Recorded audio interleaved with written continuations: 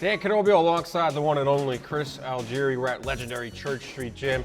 Today we're talking about the Mexican monster, David Benavidez, one of the hardest punching 168 pounders, but he's going up to 175, kind of take on some new waters. What makes Benavidez so great?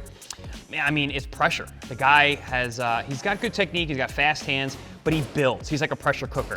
First round starts, maybe it's a little bit slow, he starts to put some hands on you. Once he finds the range from his jab, then he's rattling off combinations. He really likes to run those hands, especially when guys are up against the ropes, and he doesn't let off. It's round after round, pounding after pounding. He beats the drum all night long. So dealing with him, because you are dealing with him when you're in the ring with Benavidez. He's tall, he's long, he cuts off the ring really, really well, and he just keeps those hands moving. Fantastic endurance that seems to build as the fight goes on.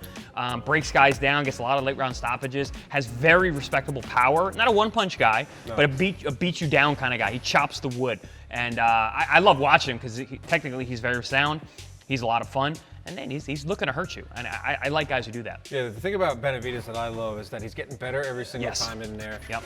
Against better ops. Right. He's bringing up the competition. I mean, he's taking on the Caleb Plants. He's taking on Demetrius Andrade, and he's wiping them out of there. Yep. And I was going up to 175, which I think will be fine there as well. The power and everything should translate. But what I really love is how, he's getting better every single fight. And when he's inside of the ring, he doesn't get away from his game plan. He also doesn't panic in there. No, cool, calm, collected. Cool, calm, collected. Starts off slow, like you said, builds up that crescendo. By the third, fourth round, he's putting so much pressure on you physically, mentally. By the fourth, fifth round, he's throwing 60, 70, 80 punches around with that frame. For a big guy, that's crazy. That's crazy. And he generates a lot of power. And for a tall guy who fights tall, a lot of times, coaches say, bend your knees, get low so you can generate power. He does it anyway. It's really impressive how he's able to use his leverage from his tall position. Fires off that jab, rips uppercuts with both hands. Is a very good body puncher too. So for a tall guy, I mean, he really does have it all. One place you do not want to find yourself when you're fighting David Benavidez is your back against the ropes. Because once he gets you there, he runs those numbers, man. Lets those hands go and looks to break you down. And the way he does that is he uses a very, very educated left jab. Very, very quick, very, very short punch. No wasted motion on that shot. No fat, as we like to say. He uses that quick jab to put you back into your place. As he backs you up. Backs you up. A lot of times that pressure, guys don't know where to go. Their legs start to deceive them. As they get tired, they start to lean at the ropes, and that's when David really gets off. He throws uppercuts on both sides. He's looking for body punches. He takes nice side steps with you.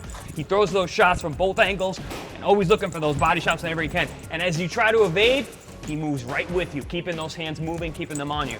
So it's that constant pressure that tends to break guys down. Plus a heavy-handed two-fisted attack. This fight with David Benavidez, he's going up to 175. Everyone calls him the weight bully. Oh, this guy is a weight bully. Now he's gone up to 175 to find some more opportunities, put some pressure on Canelo Alvarez. I'm curious how he's going to look at 175. Is he going to throw the 75, 80 punches around? Is he going to have a bigger motor? Is he going to slow down a little bit? What do you think? I don't think it's going to make a big difference, honestly. I think at the higher weights going up isn't as dramatic as when the smaller guys go up, because it's a smaller percentage of their body weight. Look at Bivol. Bivol comes in under the 170-pound limit. He says he can make 68, and he's just fine at 75. So I don't think it's going to be as big of a deal as a lot of people are making it out to be. I'm intrigued by this move to 175. I know it's to keep his options open because he does want to fight Canelo Alvarez. When he's fighting a guy like Vodzik, who has been at that weight class for a while, a little long in the tooth, but he's still going to pose some challenges. How do you see this fight playing out? Yeah, Vodzik, I mean, there's a lot of question marks around Vodzik. We knew what he was when he fought guys like Beterbiev. He gave Beterbiev his stiffest fight up to date, but a lot of people forget about that. He's tall, he's long, he's technically sound, he's got good power, he's got good hand speed, very, very fundamentally sound. What I'm worried about with Vodzik is all those years out of the ring and not being him an elite guy in 5 years. That's a big uphill battle. Yeah. And again, especially against a guy like Benavidez, who has that youthful exuberance, who's going to put that pressure on you, everything that we've been talking about with him. It's just a really tough comeback fight at such a high level for Vodzik. I like this move from David Benavidez. He's putting the pressure on Canelo. He maybe will fight Beterbiev, Bivol winner. The one thing about Benavidez, he's going to come to show out and come to impress.